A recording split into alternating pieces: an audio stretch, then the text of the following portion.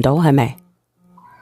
係啊係啊，咁隻腳喐唔到嘅話，咁你啊姐姐，你佢係唔俾錢你定係點樣？唔俾錢醫定係點樣？唔係你隻腳已經醫好咗啦。點會醫得好咧？都唔喐得，點醫得好咧？係隻腳已經截肢咗啦嘛。咁你截肢點會醫得好咧？已經醫好咗，出咗院啦，明白嘛？即係話佢唔喐得，但係咧治療完畢出咗院係咪？係。既然連石啊，我同你講話，段姐姐。呢件事呢，我同佢嘅事話，意思講我哋村委都已經介入過啦。你哋村委都介入過？係啊，佢今日叫我哋上嚟。佢係咪出咗軌啊？冇係出軌嘅。冇係出軌係咩事啊？因為點樣講呢？佢而家嘅情況係嘛？我係想同佢離婚，就係冇可能離得到嘅。離唔到啊！你點解要同人哋離婚呢？佢而家出咗車禍，你要同人離婚，你要過分啦喎！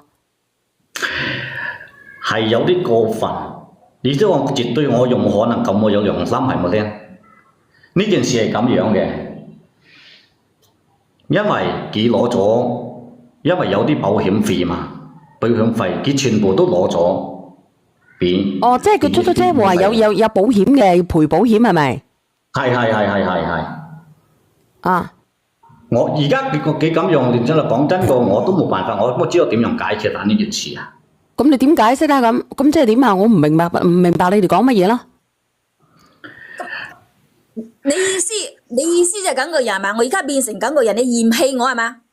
你要逼死我係咪？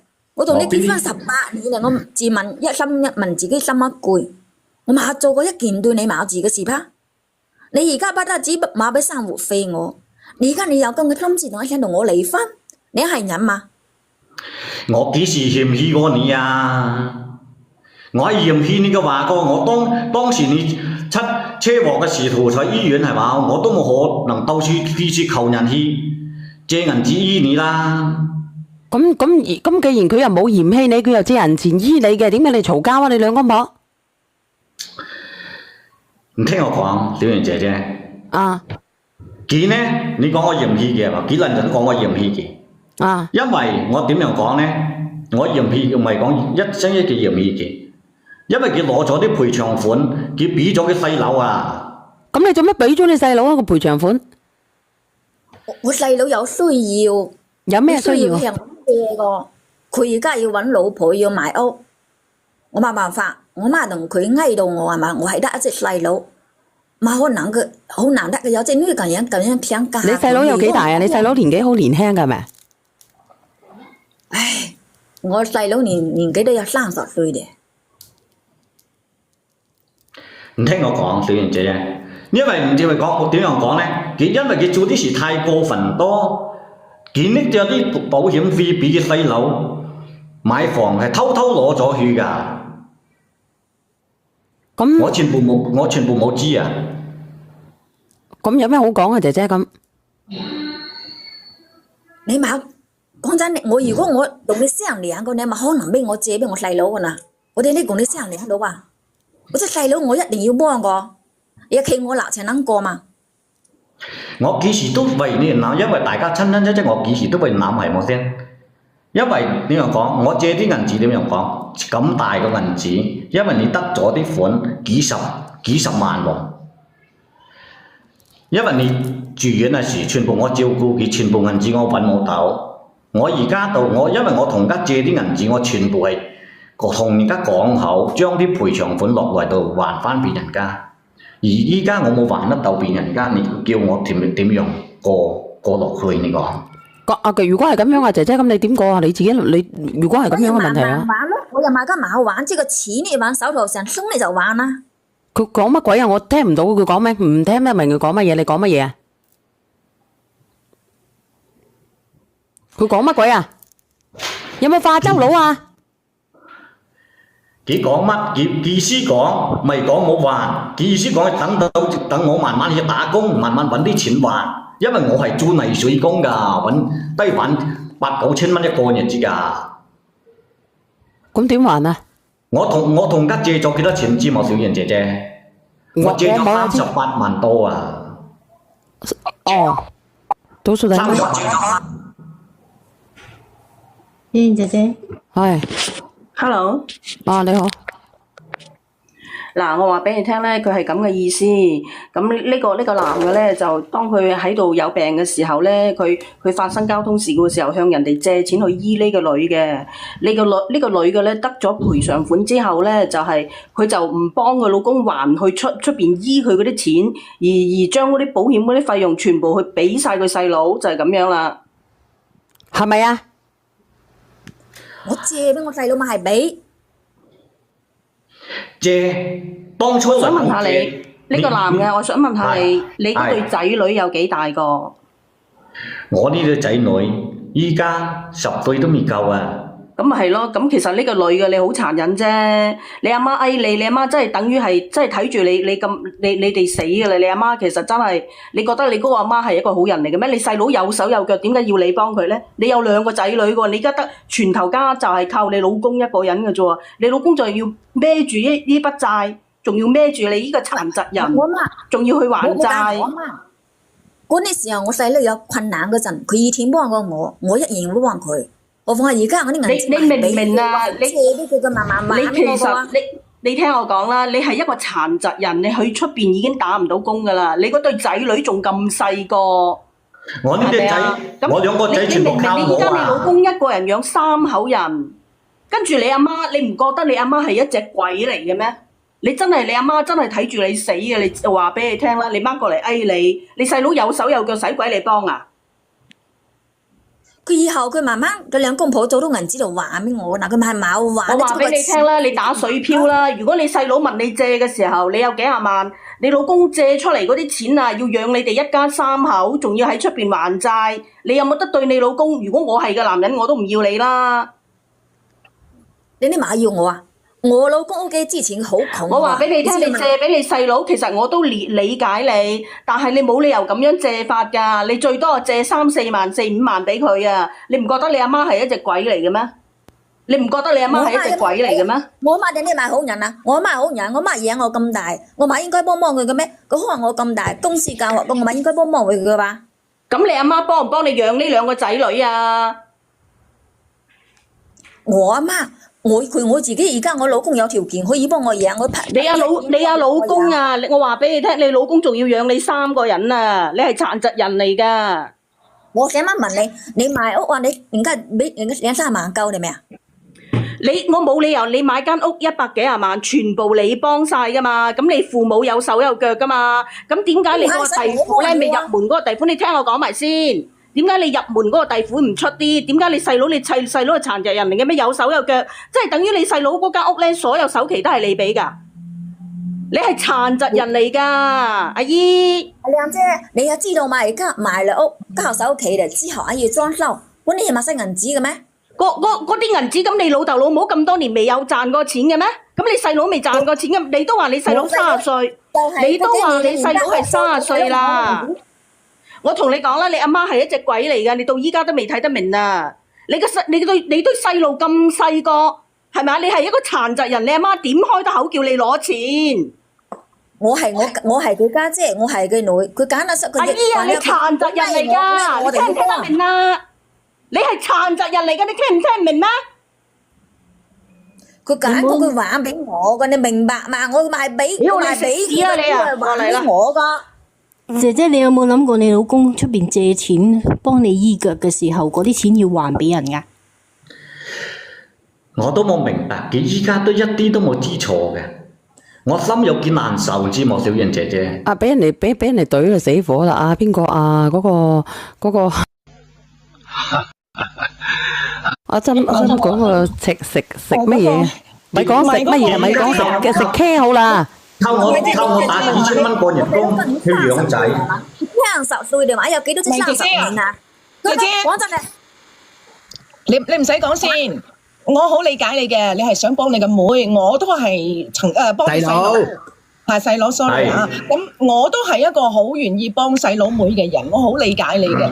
但係而家有一個問題擺喺你眼前啦。咁因為你病，呢一場病，你老公係借咗咁多債，咁而家冇飯開啦。頭先你咪上嚟話埋怨你老公唔俾生活費你嘅，咁而家冇飯開啦，真係冇錢啦。咁你就要捱餓，你個仔女都要捱餓，咁點算？你係咪可以帶埋你屋企，帶埋你個仔女去你細佬你阿媽度食飯？好困難。佢講乜嘢啊？你講乜嘢啊？你講乜嘢啊？啊，呢個茂名嘅姐姐，你講乜嘢啊？我聽唔明你講乜，你話乜嘢啊？我講我阿媽嗰邊家庭的而且確好困難。如果你明朝日你來化州嘅，你順便去邊睇睇都得。咁困難，咁你細佬就唔好買房先啊嘛，或者貸款啊嘛，做咩你要拱晒啲錢去俾你細佬買房啫？都冇飯開啦，你要咁你困難大佬啊，你困難嘅話，咁你哋屋企本來都困難嘅喎，咁你冇理由將你自己嘅你外家嘅快樂建立喺你老公嘅痛苦身上㗎？你有冇諗過你哋以後點過啊？佢唔會諗㗎，小遠就問佢而家冇錢開飯點算？佢唔係啊，你有冇諗過點算啊？以後？我老公而家工資佢又買俾我，咁冇錢俾你點算？啊咁講未好嘈，未好佢要還鬧。錢啊！佢借咗係你借咗一大筆錢啊！嗱，姐姐，頭先一針講你咧就係講得啱嘅，只不過咧佢就講漏咗一樣嘢。你當其時咪碌咗隻腳嘅係咪？係。你應該頭先手快，再懟埋兩隻手埋去多啲啊嘛！你唔係傻嘅你。哇！我發覺你啲心腸真係好毒嗱。咁點解你要將啲錢？你啱咁樣講個，你有啲良心噶嘛？咁你起碼都留翻啲錢，你冇自己仔咯。唔好意思啊，唔好意思啊。我話俾你知，就算當時佢嘅兩隻手都剁埋啊，佢都會賠嗰啲錢，佢都會全部俾晒佢細佬㗎，都係唔揸都冇得剩㗎。你嗱講句難聽嘅，嗱講句難聽嘅姐姐，你就算唔留翻啲錢俾你老公還債都好，你兩個仔女使唔使食啊？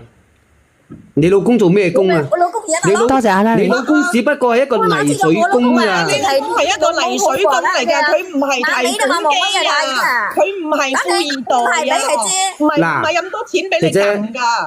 如果我係你老公嘅話咧，你如果唔攞翻啲錢翻嚟嘅話咧，我就會淨係養兩個仔女嘅啫，你死你賤，我唔理法律嗰啲嘢，我唔理嗰啲嘢㗎，我淨係你顧掂兩個仔女嘅啫，你死你賤。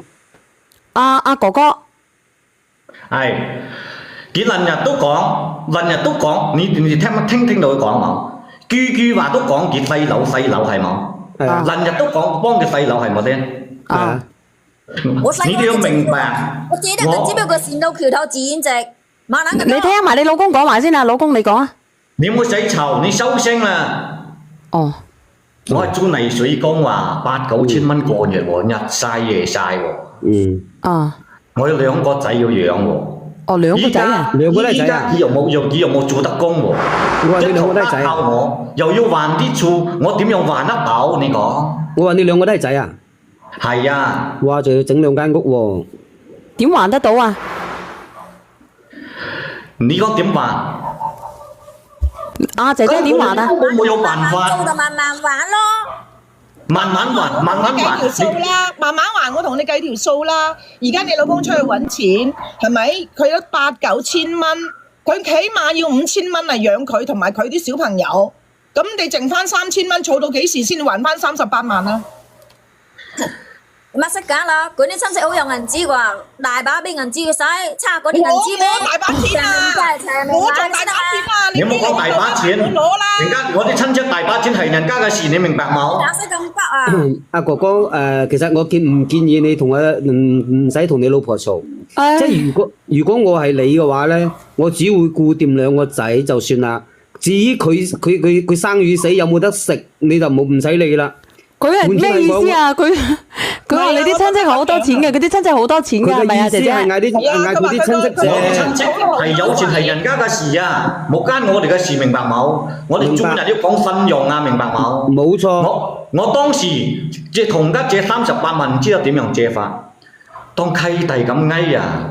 你係一家借定係分開幾家借啊？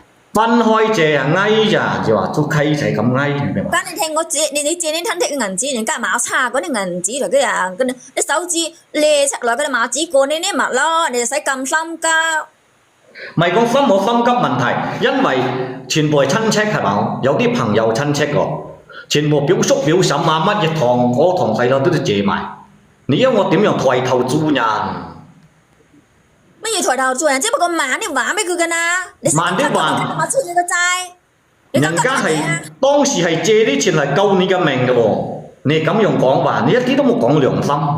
佢冇良心嘅哥哥，我講你有知啦良心。就唔會咁樣對你啦，啊哥哥。如果你唔係哥哥，嗱，我有個辦法。馬西要下，馬西要來往你啊！唔係佢講乜鬼啊？你哋等等，我聽唔到佢講乜嘢。你話乜嘢啊？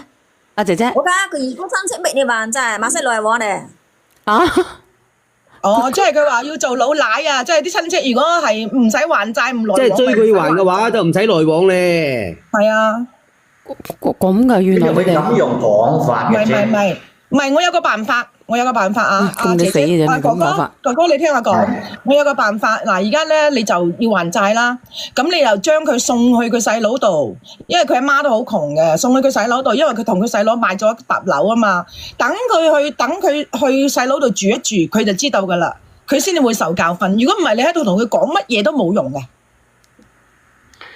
我話俾你知，佢而家根本都冇知錯，你明白冇？佢要知錯咧，就懟佢細佬度，等佢細佬對翻佢。哥哥，你同佢講咩都冇用，你對佢幾好都冇用。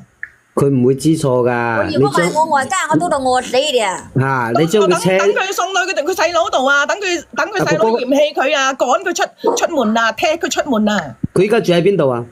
佢而家坐喺我外家呢度，反正我就準備冇會要呢種人呢個。你唔好借我唔怪得佢叫我去佢哋嗰個叫咩林陳咧，叫咩鬼啊？林陳啊，林陳。係啊，佢啱先叫我去化州，佢叫我去佢睇下佢哋個。阿哥哥，你咁樣，你將屋企嗰啲大門嗰啲鎖咧，全部換晒佢。我發覺呢啲人好鬼心毒嗱，換乜嘢啊？換咗都冇有用㗎，佢呢啲人啊口毒㗎，連佢娘家啲人啊，佢細佬啲全部打電話嚟鬧我，你明白冇？佢係咪好似條飯鏟頭咁樣捐翻入嚟咧？佢點解鬧你嘅？佢細佬啲同阿媽啲打電話鬧我，講我冇有良心啊，又幫我生兩個仔啊，點樣咁樣對佢啊？你係傻嘅拉黑咁咪唔使聽咯，咁傻嘅啫你。你我知道，因為我同佢有結婚證，好難你有父母鬥佢呢種情況好麻煩。我知道啊，係嚟唔到啊，你咪去做老奶咯。做老奶而家係講係欠銀行嗰啲人即係做老奶都冇問題係咪先？因為欠到啲全部親戚㗎，明白冇？唔係，我話個老奶嘅意思唔係賴你啲親戚啊，即係賴你老婆啊。你好啊，鄉下妹。Hello，我講一句啫，當初唔應該撞跛佢隻腳，應該撞啞佢，係咁啦，拜拜。咁奇怪嘅點解啲人撞啞都唔得啊！撞歪佢個頭啦，撞歪佢個頭啊！馬西咁勁咧？唔係佢講笑嘅啫，姐姐你唔使咁激動，佢講笑嘅啫，佢講笑嘅啫，嗱，唔係哥哥，講笑。我所同你講嘅意思咧，就係老奶咧，唔係話賴你啲親戚嗰度啲錢唔還，都係要慢慢捱噶啦。倒數嚟啊咪？掉佢翻過去佢外家嗰度就唔使理，賴嗰度，明你意思未？倒數第一咪？係聽唔聽到？你聽到你講下啊，哥哥。咁溫柔嘅呢個哥哥。我係高州嘅。高州人嚟㗎。我聽日都要去化州喎，年例喎有。咁你嚟高州啦？有冇年例啊？年例啊？嚇？有啊，好快到啦。有啊。而家你真係嫌棄我，你買嫌棄買行到嗰一步。而家伙食費又買俾我。阿一咪啊，一咪我更正你用。我幾時嫌棄過你啦？嫌棄過你白阿哥哥唔使，你唔使咁火滾住，你講乜嘢？你講埋先。呢個廣西嘅哥哥，你講講。我成蚊雞連上嚟㗎，陰公。大家聽我講，小賢姐姐，大家聽我講。你講。佢兩日都講，句又講我嫌棄佢冇要佢係嘛？係咁，佢出咗事嘅時，日日坐醫院，邊個打理佢啊？佢細佬啲親戚啊，樣樣都冇來睇過一眼喎，全部我打理喎，日夜喎。日夜都喺度守住。日夜守住喎。你到老公個你冇守我，乜事守我啊？嚟俾下邊嗰個哥哥講下啦。係手。第二講，當時嚟講，你細佬啲嚟睇佢一眼喎，一眼都冇嚟睇過。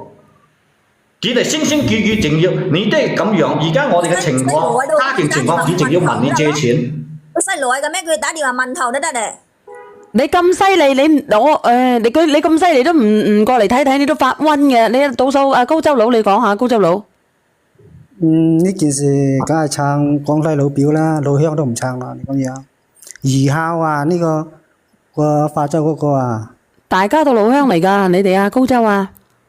係啊，佢咁樣係兒孝嚟嘅，咩都係睇住為家。咁你自己有個家庭㗎嘛，你自己都殘咗，咁樣啲錢佢都好意思過嚟同你借嘅，係咪啊？呢啲人真根本都入邊啲人同意，都係根本係一條心嘅人。其實講句難聽你嘅，明白得啦，你記得你自己揀過咩嘢嘛？我當日我呢日睡咪嘅係你自己揀，有佢阿馬西來個係你自己揀，我陳年前嗰個你我想同你講一句我都唔知佢講乜鬼。阿周婆，我同你講啊，你搞錯晒啦！而家嫌棄你嗰個係你細佬同埋你屋企人啊！你老公唔係嫌棄你啊，你老公係怕咗你啊，明唔明啊？姐姐，其實講句難聽嘅，就算哪怕你阿媽開得口叫你借錢，你細佬都唔好意思借嗰啲錢啦，姐姐。我哋呢嘛到啊！我而家佢買俾伙食我晚肉到，而家我就在外家，我都得外家照顧我。俾啲北你食咯。咁你繼續叫你外家照顧你啦，你點解外家都冇辦，都冇係嘛？佢話照顧乜？你憑乜嘢要外家照顧咁耐啊？啊？咁你憑乜嘢借錢俾你細佬啊？你知唔知啲北係咩啊，姐姐？我知我細佬有緣關係，我借俾佢借。阿 Vivian，我講你知啲北係咩？啲北就係啲 care 啊。哦，唔係啊，姐姐，如果你話你如果當呢個係你老公嘅，點解你俾錢你細佬，你唔同你老公商量嘅？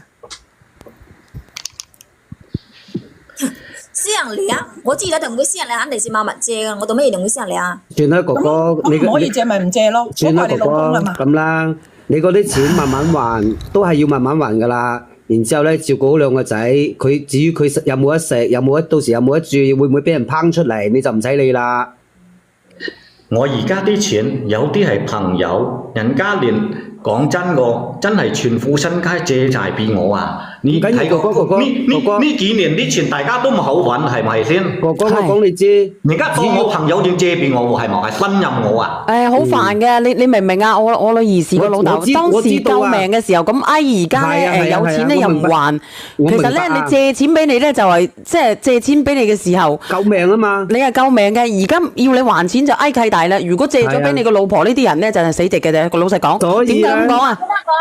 我咪係冇話，人家哋啲諗你，人家哋啲冇使理佢。我啲嘢咪冇話等以後我啲人手頭鬆動嘅，等佢兩等你鬆動喎。就話咩咁得嘅咩？哥哥，嗱你咁樣，你去逐個你借咗嗰啲錢嗰啲人，你照同啲人講，將呢件事講咗佢出嚟，然之後話你有，只要你承諾你有個人在，你啲錢你絕對唔會走人哋嘅數。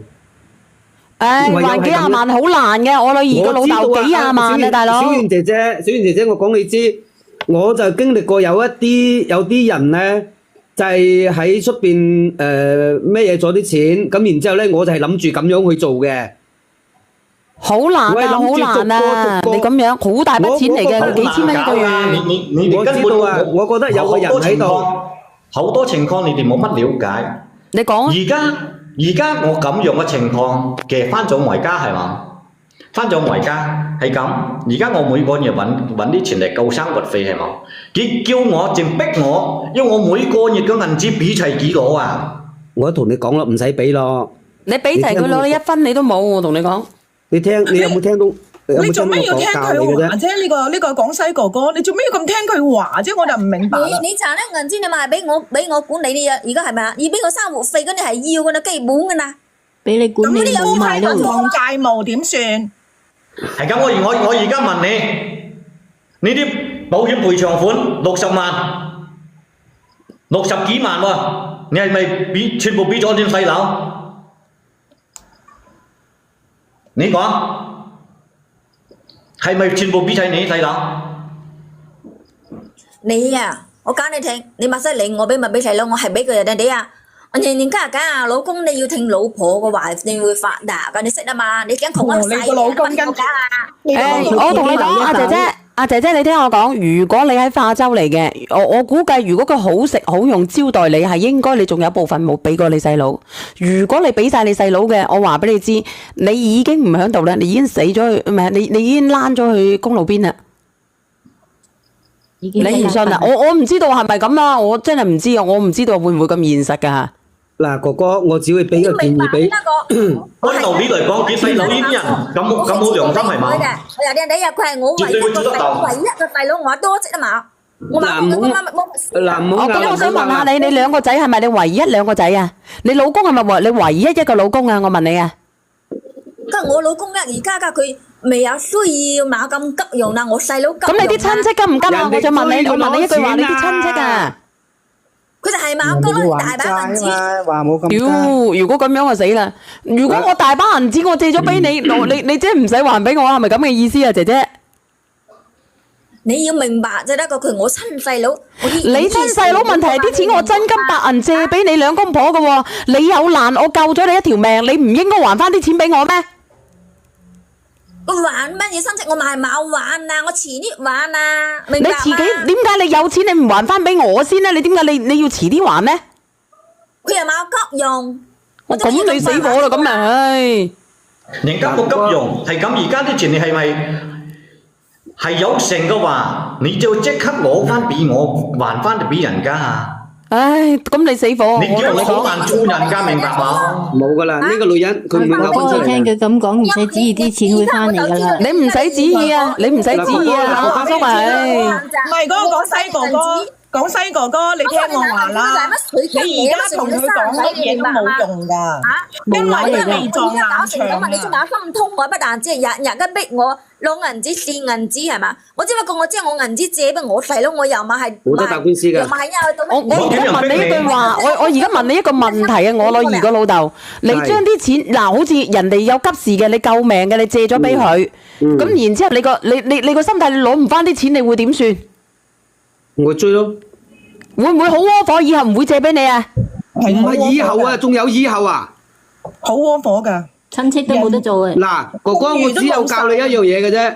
你私底下再去同佢傾，佢如果唔肯嘔翻啲錢出嚟嘅話咧，你就帶住兩個仔，然之後咧逐個你去借咗人哋嗰啲錢嗰啲人咧，你會承諾，當住人哋嘅面承諾，幾時我每個月褪翻一啲俾你，然之後咧你又要照顧兩個仔，因為呢個女人咧要講埋佢出嚟係咁嘅情況。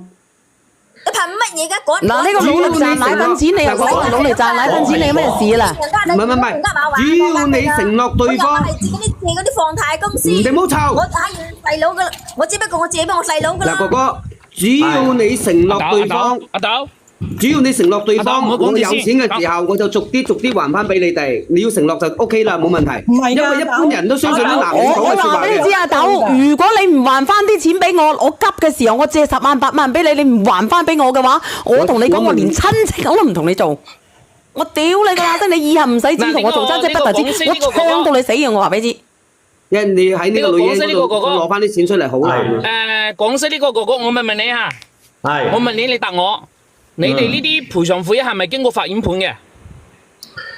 呢啲係當時嚟講咧係嘅，係經過法院判嘅係咪 ？OK。係。而家咧，你應該清楚嘅，你老婆啲賠償款咧係點樣組成嘅？第一個，佢人身賠償，同埋啲細蚊仔嗰啲撫養費，同埋啲醫療費。醫療費咧，嗰個法院嗰度寫得清清楚楚，你墊咗幾多錢落去，全部都會寫晒喺上邊嘅。你而家咧就點樣做？第一，幫你仔告埋你老婆，兩個仔告埋你老婆，攞翻呢兩個仔嘅撫養費，呢啲係保險公司賠翻俾你仔嘅。第二個咧就將你老婆同你嘅呢個溝仔一齊攞過去。小袁，我攞落去，你連11圍倒上嚟。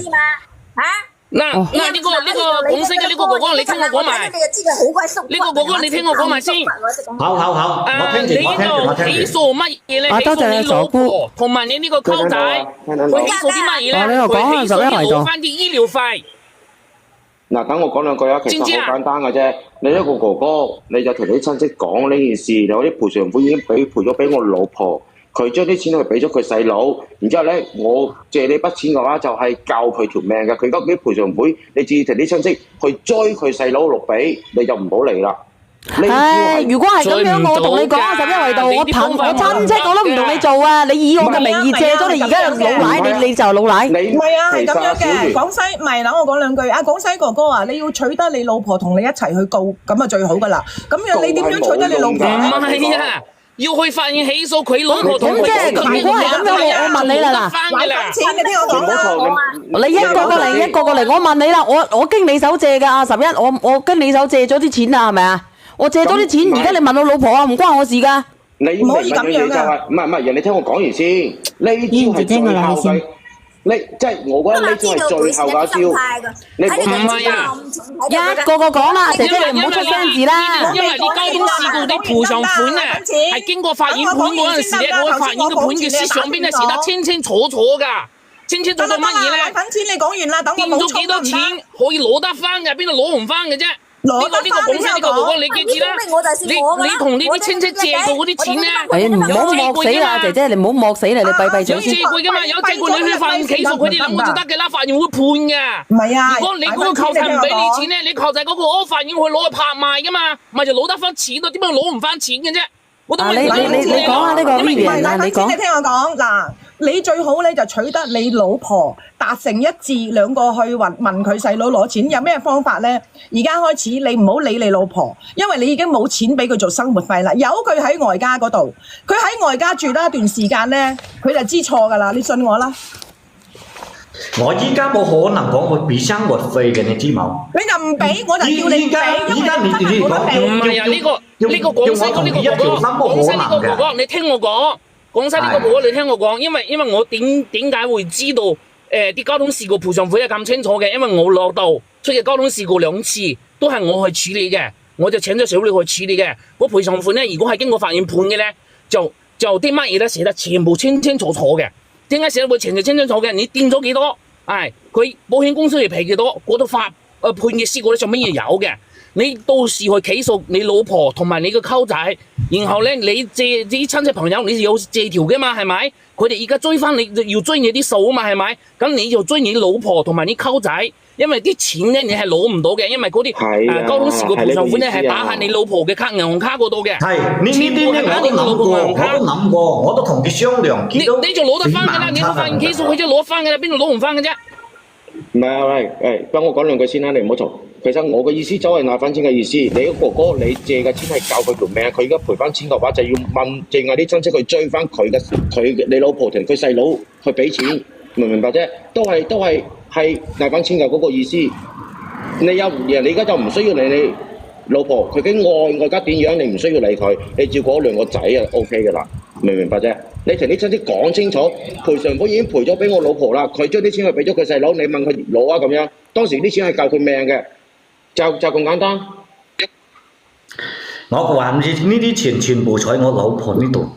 咁樣好唔好？嗱，即係我都係廣西人啦，冇話以邊度人咁樣講先。呢個化州人咧就係將啲錢攞走之後咧，你冇乜嘢嘅。你聽我講，啱先咁多個人都教你啦，賠錢係正常，但係你將所有人借錢嗰啲借據複印一份帶上法院，起訴你個老婆同你嘅舅仔，法院就會自動去執行，將佢間屋賣咗，比如佢間屋買咗50萬，拍咗35萬，偷起訴乜嘢嘅起訴啊？唔係，你明白未？拍咗佢得幾多？得5成就5成，6成6成，還咗呢筆錢之後，欠嘅錢你自己慢慢嚟還。呢個婆乸唔使照要翻嚟嘅啦。係咪真係咁樣嘅，種田大叔？可以嘅，佢嗰個銀行帳號劃咗錢去邊度都可以追溯翻嚟㗎。喂，有冇人懂啊？有人懂嘅喺公屏打字得唔得啊？姐姐冇錯嘅呢啲嘢。我同佢好好傾過，佢都冇接受啊，明白嘛？阿小遠啊，佢唔係1萬幾千啊，講大數目去到佢細佬買屋啊，做乜嘢嘅全部可以起訴嘅。嚟，你如果懂嘅朋友仔咧，你哋幫我打下字嚇。呢個法律係規定，即係話。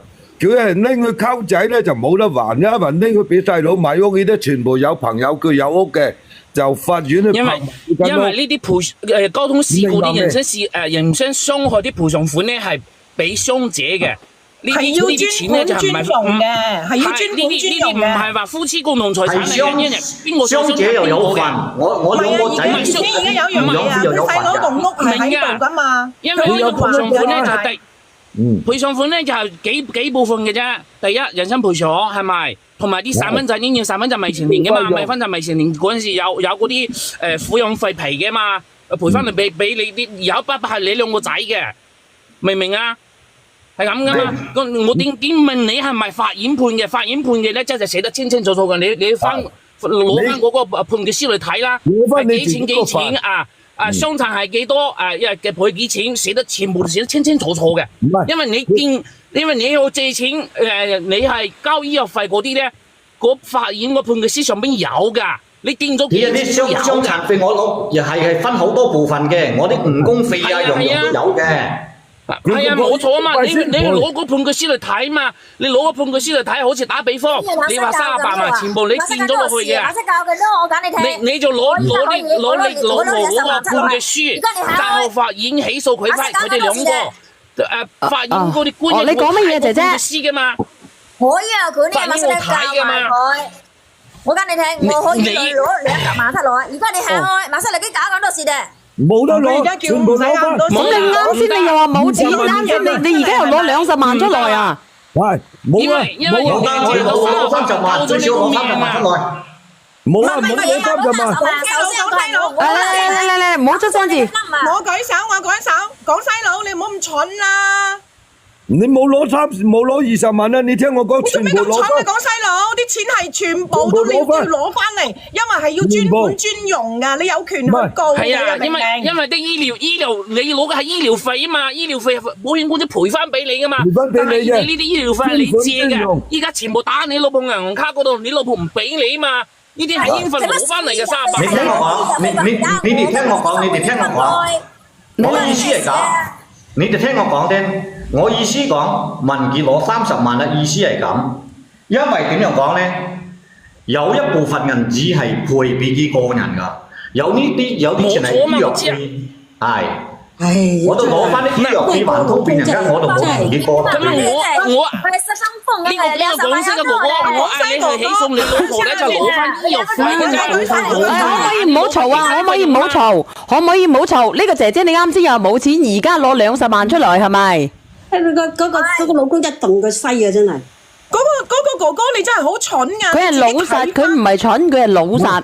哥哥嗱，你而家搞掂咗你燃眉之急，你還咗錢俾你親戚，咁你兩個仔點算？你老婆係冇工作能力，你老婆係冇咗對腳㗎。而家你唔係有本事到你老婆打跛腳都唔使憂啊！你係個泥水工嚟咋？佢已經打跛腳㗎啦。係啊。你要攬住你兩個細蚊仔啊！請人服侍佢啊！你孭38萬啲債你點還啊？你都冇考慮長遠嘅，係咁樣做你老婆。我講兩句俾你聽，我唔得閒。咁樣，阿哥哥仔，如果你唔得閒嘅話咧，我可以聽日後日開部車同律師一齊上你屋企，一齊去搞掂呢單嘢，全部攞翻，冇話攞咁多，好冇？關你有乜嘢事啊？嗰度攞意見㗎啦，計兩字之咋咋。你唔使同佢講啊，阿哥哥仔，你唔使同佢講嗰啲嘢，係應該賠嘅錢係佢個份俾翻佢，係佢個份俾佢，等佢喺外家住，你冇接翻嚟啦。嗰度嘢搞，你而家30萬啦，即時下去。冇得攞，全額攞翻。係幾多就攞幾多，你聽我講。攞翻晒啊！全部攞翻。唔係啊，姐姐，你啱先講乜嘢啊？我俾30萬，你即時下去，馬上嚟搞緊多事。可以30萬俾咗我，以後你都冇翻嚟了，我冇要你了。好嘢，係好嘢，好嘢。我再分嗰啲還多幾萬蚊，就還通啲數陣啦。係，我度顧後兩個細蚊仔喺外家住。我俾個獎賞。兩個細蚊仔嘅撫養費啊！呢個廣西嘅大哥，你兩個細蚊仔嘅撫養費啊！阿哥哥仔，你等陣私下關注我發地址，我上去，我會帶個律師上去。係啦，揾仲田大叔啦，揾個律師幫你啦。幫你。冇好似老細入俾人成日俾人哋蝦。攞到錢等佢外交去養佢，好冇？我俾30萬啦，而家你嗱聲過嚟接冇得講，冇得講，一定全額攞。我點又要接你係咁？你俾咗30萬，我淨有30萬，你攞翻嚟冇先？係多餘咗30幾萬，你攞埋翻嚟冇？係。咁啊，你借俾我家姐，阿小婉借10萬8萬冇問題。冇啊，冇，咪作死啊你！你咁樣你全部攞晒啲錢走嘅，人哋借人哋嘅錢唔使還嘅，有錢要還噶嘛。唔係哥哥，佢話可以慢慢還啊嘛，你咪由佢住喺外家，慢慢還。慢慢還。你哋啱先係咪聽佢講叫又俾轉30萬俾我，叫我要接佢翻嚟啊？係咪咧？你等佢還晒60萬翻嚟啊！喂，你好啊。喂，你好。好似阿仲賢大叔同阿奶粉錢講得啱噶啦，佢法院起訴佢強制執行咧，佢就會凍結晒，即係凍結佢所有財產間屋都拍埋嘅，所有財產同埋間屋嘅銀行嘅帳戶全部凍結咗，拍埋㗎。法院會幫你攞錢㗎啦，你放心啦，一定要起訴佢。話俾你聽啊，哥哥，而家咧你哋上邊咧有一個叫專責部門啊，專係嗰啲老奶唔還錢咧，就有一個部門係就專去屋企。跟住然後咧就睇佢有咩財產有咩車，跟住咧先賣咗啲車先嘅，跟住就賣埋啲樓嘅，就可以奶粉錢。奶粉錢嘅咪得唔得啊？如果佢法院起訴嘅話，法院會幫你處理嘅，佢而家你哋上邊咧一個專責叫做追訴部門嘅，佢先去你屋企嗰度咧，即係佢外家嗰度咧睇下佢嗰個身位點樣先，佢有人查㗎。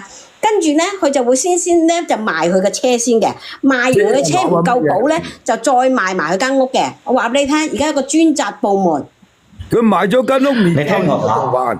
本身咧，我打算係咁，依家結正咁又講係嘛？我本身咧其實想攞到啲賠償款咧，係還咗俾人家係冇？有啲錢咧，因為佢又冇做得工係咪先？明白。我話俾你聽啊，我就。你聽我講啊，一世冇老婆都冇接翻嚟啊！冇錯啊，係啦，跟住啊，仲賢大叔講得啱噶啦，法院起訴，我就衰啲，我就冇咁好，淨係拱佢翻外家，我連2個仔都拱埋翻外家，等我哋3個一齊等你外家養啊！等佢外家養3個啊！等佢得去攞把掃把拍你老友走啦！呢個哥哥做唔出㗎，我知啊，佢做唔出㗎，佢做唔出㗎。你冇嘈啲，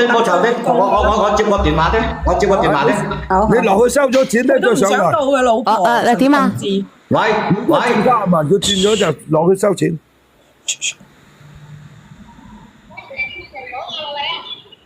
點冇講啊？係咁，你轉啲銀紙俾，轉翻類銀紙俾我冇啊？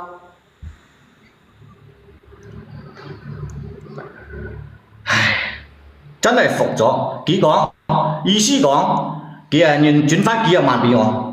哦，佢啱先打電話俾你係咪？係啊，轉幾多就收幾多啲，收咗唔哥哥，夠就起嗱，我勸訴。你啦，60萬咧，你起碼要收翻50萬。我話俾你聽，留翻10萬俾佢。唔係啊，佢先轉幾多，你要幾多啊？如果佢聽日轉你，或者係點樣轉嘅話，而家轉唔到嘅應該。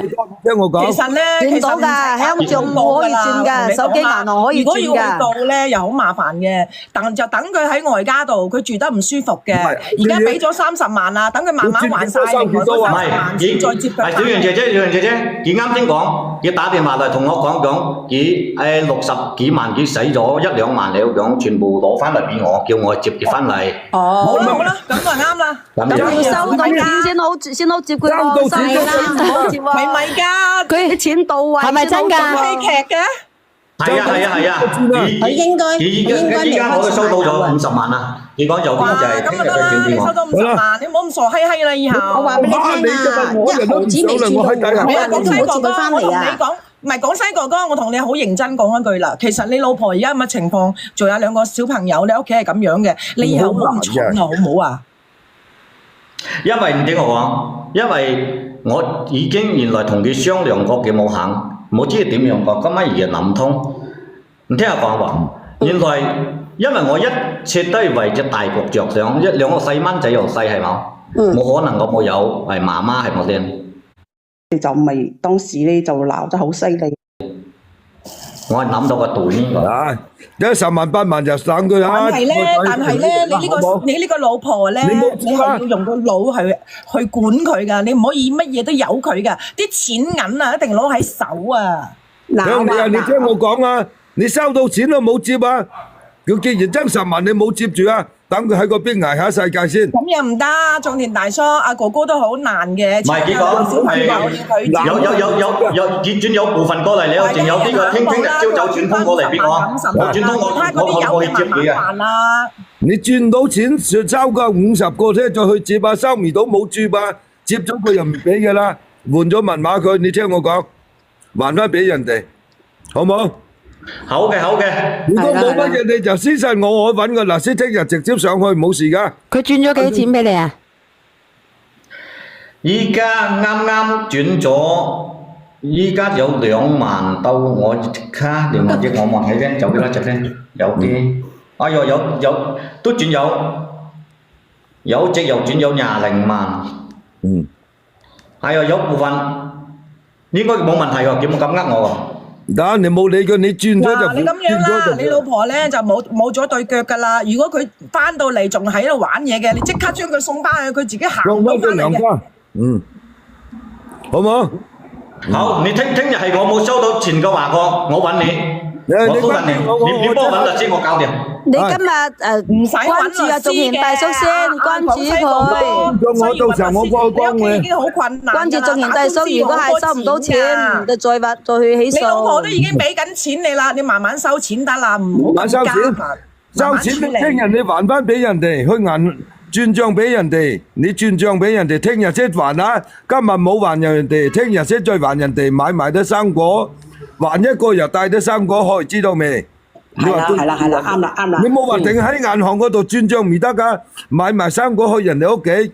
我讓廣西仲有得街啊，阿伯乜嘢話買2斤豬肉啊，買啲生果又去探下人哋父母，多謝人哋啊！親自講多謝。小遠啊，阿豆要上嚟啊，我落去啦，你拉阿豆上。好唔好？明白未？人仔啊，你還晒，佢俾晒啲錢你上嚟講聲，小圓姐姐聽先得噶喎。你讀歌還要上門還啊，要買埋禮物上去啊，要多謝人哋啊，明白未？一定要講多謝。有仁有義，即係你喺網上還俾人哋咧，咁多謝冇用嘅，要上門，即係好誠心誠意。做乜嘢啊，豆？唔係人哋，我知道呢啲人情世故我係識做嘅。係叔，嗱，我教你。你收咗啲錢咧，都要接佢翻嚟。佢如果係都即係話嗰啲死人脾氣唔改嘅話咧，或者佢把口咧再係咁嘅話咧，你天熱嘅時候咧就俾啲棉衲佢着下，天凍嘅時候咧就俾件短袖衫佢，推佢出去唞涼。唔好話俾你知啊！唔好接人哋，而家都做截咗知道都係咁惡啊！以前冇咪咁樣啊，淨咁惡啊！我租泥水工翻嚟陰公噶，飯都冇煮俾我食啊！即係咁講啊，你唔接人哋翻嚟好陰公噶。係啊，因為我就唔係好明點解當其時淨係碌咗佢隻腳，又唔碌埋佢個嘴喎。呢個好傷心嘅，唔好講呢個哥哥啊。係啊，唔好講。我話俾你知啊，嗱，你話要30萬，我寧願要30萬。但係要佢喺法院簽咗離婚嘅，就算數叫佢走。嚟唔到嘅，輝哥嚟唔到嘅。唔係啊，嚟唔到嘅，個男嘅嚟唔到啊！佢查乜嘢籍㗎？阿中田大叔佢哋，阿中田大叔佢哋我同你講啦，講俾咗30萬，你同法院講啊，叫佢自己肯唔肯簽。得啦，佢肯簽咪得㗎啦。中田大叔教咗佢啦，即係只要佢肯俾翻啲錢翻嚟就你一去法院就搞掂啦，但嗰啲嘢好簡單嘅嘢嚟㗎。反正呢啲錢係唔好講啲撞牙啊之類嘅嚇。唔好講呢啲，應該其實跌百分百。唔係啊，其實咧，我同你講，呢個姐姐咧，佢應該係賠了夫人又折兵嘅，佢應該上咗嚟咧，佢係想蝦你嘅，利用弱勢群體去蝦你，諗住咧就要求你俾埋啲工資，但係我哋直播間嗰啲人咧，呃神騙鬼就即係教得佢嗰個死嘴啊，就係係啊，啲人咧就比較懂，佢自己咧就嚇怕咗，可能喂。阿趙遠啊，咁嘅錢都夠膽呃嘅啫，屌咧！你話兩公婆有咩意思咧？佢係嚇怕咗，佢啱先咧，佢自己應該係驚嘅。你咁樣啦，你嗱一聲，聽日佢未還俾你，你嗱一聲追佢攞喎。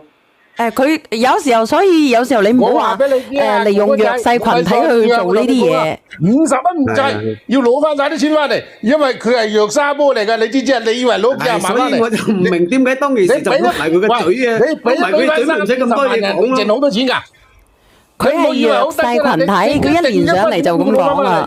唔得㗎，哥哥。唔係我好嘢啊，係直播間嗰啲人懂咋，我唔懂呢個嘢嘅。我都唔懂啊，我都唔知嗰啲賠償係咁樣嘅。我都唔知道可以咁樣去追嘅，嗰啲直播間嗰啲群眾係知道嘅啫。我同你講啊，因為呢啲錢係賠俾佢醫佢，佢一定走啊，明唔明啊？唔得㗎嘛。唔係，我哋都唔知道可以專款專用㗎。我都唔知啊，反正佢肯我都唔知，真係唔知嘅。原來咧，小院人哋係賠落去指明法院係即係雙方即係嗰個人嘅違約，佢賠啲錢落嚟係攞嚟醫佢噶嘛。咁賠啲錢咪攞翻嚟就得啦。叫喂，啱翻屋企叫我去借錢俾你醫你喎。阿哥哥啊，阿哥哥，人家賠啲錢過來寫得好明白，係醫嘅。哥哥你聽我講啊，你以後啊。你以後咧，你啲錢啊，你唔使俾晒佢嘅。錯嘅啦，嗰陣嚟啲錢，乜嘢工商費，乜嘢商費，乜總之一大業㗎。可以俾我講句啊？你講下，俾阿包姐講句。阿哥哥啊，你記住啊，接咗佢翻嚟之後啦，嗰啲生活費再俾多少少佢。你因為呢個老婆咧，你越俾多佢咧，佢只會拎去外家㗎啫。你兩個仔咧，多用幾多就俾幾多就得啦。你總之生活費再俾多少少錢佢。即係如果佢攞個輪椅去買餸嘅，你該俾幾多咪幾多咯。俾多少少，俾多少少，多少少有乜用啊？差唔多就得啦。諗住狗買大姨媽子就算到啦。佢唔係一個持家有道嘅女人啊。佢唔係一個持家有道嘅女人啊！然之後佢再多嘴嘅話咧，我屋企有啲嗰啲雙面膠，即係嗰啲地板膠好黐嘅。講笑嘅啫，講笑嘅啫。我借啲俾你黐住佢個嘴。即係祝你咧，其實我係祝你咧，即係希望你往後餘生都係甜嘅。係啊。咁呢個姐姐咧，你知道佢性格係咁樣嘅，我覺得你都好就佢噶啦。你往後咧，你就少就少少，強勢少少。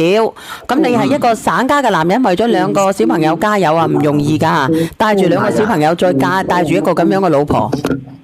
係你講嘅點咧？你聽日啦，聽日如果去化州嘅遇啱我嘅，就一齊食個飯啦。我一齊講嘅，啲嘅錢都夠膽。好啦，小圓我落去啦，你賣貨啦。